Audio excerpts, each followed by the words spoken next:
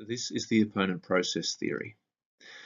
Over time, when we take a drug, it gives us some kind of positive effect. Otherwise, we usually wouldn't use it.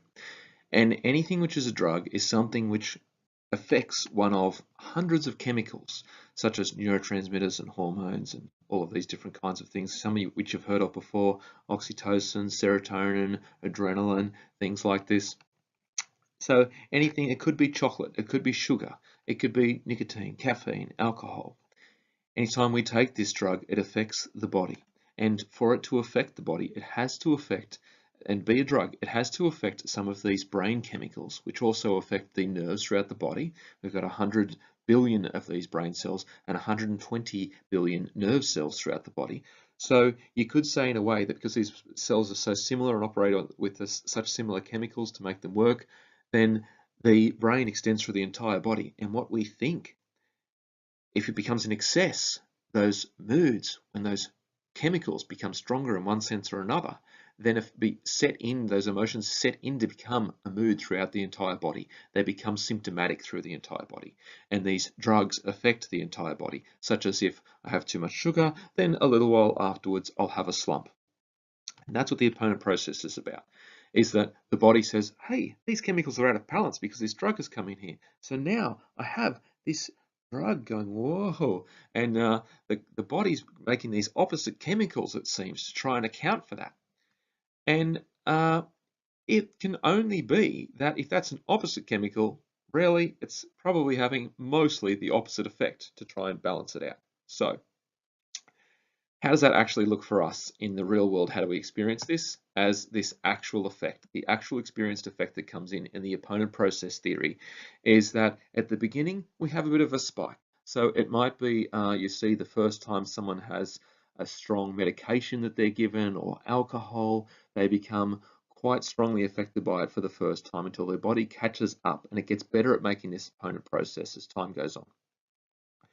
Then we level out a bit. It might be a few weeks after we start taking a medication that our body learns to cope and balance out evenly. So we come to this even keel where you're just above the level there.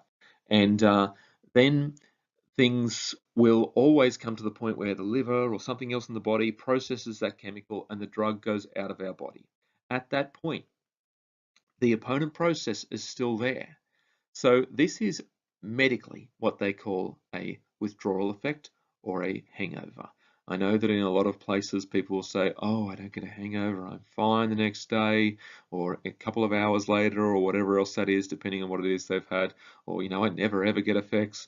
Well, there's always going to be some kind of opposite effect. If we take a chemical which makes us really happy and elated, then that opposite effect might be a really mild, subdued version of not feeling like going outside, preferring to watch a movie, not as talkative, wearing sunglasses. If we do go outside, making it for a short time, not doing anything really noisy or excessive like mowing the lawn. This is technically a withdrawal. If we're talking about withdrawals that are more socially talked about in terms of feeling really ill, then that's really often to the level of poisoning, and that's a whole other matter. But this understanding of how withdrawals occurs is really important in terms of us being able to say, well, if I have any chemical to excess, it's going to send me up and down this roller coaster to the point where I'll also have to come down from that. I'll also have to find a way to deal with that. So do we want to put too much in? Do we want to manage that better?